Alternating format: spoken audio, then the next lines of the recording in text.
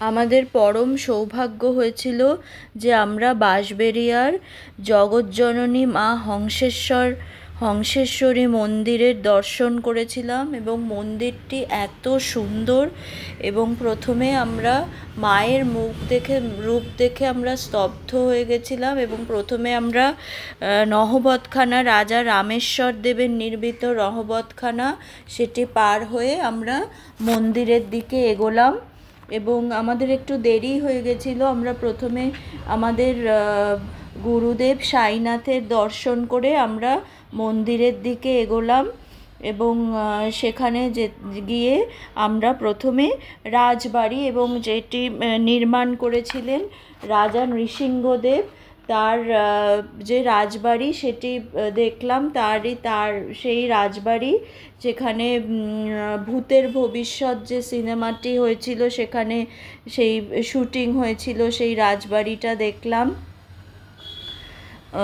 সেখানে সেই রাজবাড়িটা দেখে আমরা মন্দিরে গেলাম এবং সেই রাজা নৃসিংহদেবের সম্বন্ধে আমরা জানতে পারলাম যে তিনি ছোটোবেলা থেকেই মানে তার সংসারে মন ছিল না। সে রাজার ছেলে হলেও কিন্তু তার সংসারে কোনো মন ছিল না এবং সে অত্যন্ত মাতৃভক্ত ছিল এবং সবসময় তার পুজো আর্চার দিকেই মন বেশি থাকতো এবং সে মায়ের মৃত্যুর পর তার বিয়ে হয় শঙ্করী দেবীর সঙ্গে এবং বিয়ের পর সে তার সংসারে একদমই মন নেই এবং সংসারে সে শান্তি পায় না এবং সে কাশিতে চলে যায় শান্তির খোঁজে। সে সংসারে চলে যায় কাশিতে সংসার এবং এই যে দেখুন এইটি হলো সেই রাজবাড়ি যেখানে নৃসিংহদেব থাকতেন। এখানে পরে শুটিংও হয়, এখন ওই ভূতের ভবিষ্যৎ যেটা বললাম সিনেমার শুটিং হয়েছিল। তা নৃসিংহদেব তিনি কাশীবাসী হন। এবার সেখানেও তার চঞ্চল হৃদয় শান্ত হয় না, কিন্তু 1798 খ্রিস্টাব্দের প্রথম দিকে জগৎজননী তাকে কৃপা করেন এবং সাক্ষাৎ তাকে দর্শন দানে শান্ত করলেন এবং তাকে আশীর্বাদ করলেন আদ্যাশক্তি রূপে এবং তাকে বললেন যে তাকে একটি মন্দির নির্মাণ করতে বললেন এবং তার রূপ তিনি দেখালেন যে কী রূপে তিনি আসতে চান।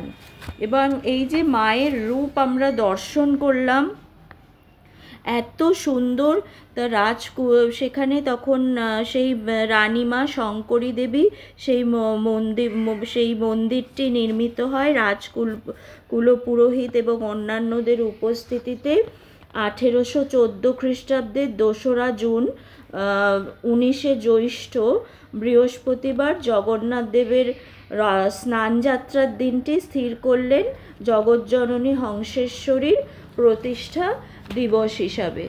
তা সেই দিনই এই মন্দিরটি প্রতিষ্ঠা হয় এবং মায়ের যে রূপ সেটি তো মানে কি বলবো, মা সেখানে তিনি অভিনব একটি কালীমূর্তি, তিনি ত্রিনয়নী চতুর্ভুজা, বামে ঊর্ধ্ব বাহুতে খড়গ নিচে খণ্ডিত নরমুণ্ড, দক্ষিণে ঊর্ধ্ববাহু বরাভয় এবং নিম্নবাহু সিদ্ধির দ্যোতক।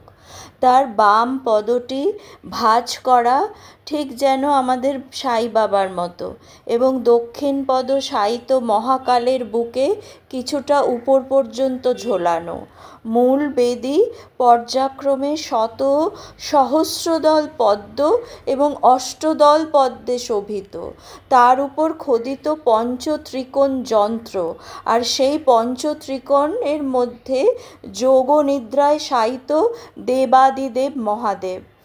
এবং এত ভালো আমাদের লেগেছে সেটি, আমাদের মানে আমরা দেখে অভিভূত এই মাতৃমূর্তি এবং মূল বেদির উপরে কিন্তু এই যে আমরা তার উপরে ঠিক তার উপরেই মহাদেব আছে এবং সেই শ্বেত মহাদেব সেই মহাদেব কিন্তু মণিপুর পদ্মে অধিষ্ঠিত রুদ্ররূপী শ্বেত মহাদেব এবং এই উপরে একটা ঠিক ভুল ভুলাইয়ার মতো। সেখানটা আমরা কিন্তু চীনে যেতে পারতাম না, সেখানে আমাদের ওখানকার বাসিন্দা যে শান্তনু, সে আমাদের নিয়ে গেছিলো। তার মানে পরম পূজ্য তার পিতা ওখানে যে মানে মন্দিরের সঙ্গে তিনি যুক্ত ছিলেন, তার সেখানে ওই জন্য তার সাহায্যে আমরা সেখানে যেতে পেরেছিলাম এবং খুব ভালোভাবে আমরা মাকে দর্শন করেছিলাম এবং এত ভালো লেগেছে আমাদের সেই মন্দিরটি। এবং টেরাকোটার একটা নারায়ণের, বিষ্ণু ভগবানের যে টেরাকোটার মন্দির, সেটা দেখে আমরা ফিরে এসেছি।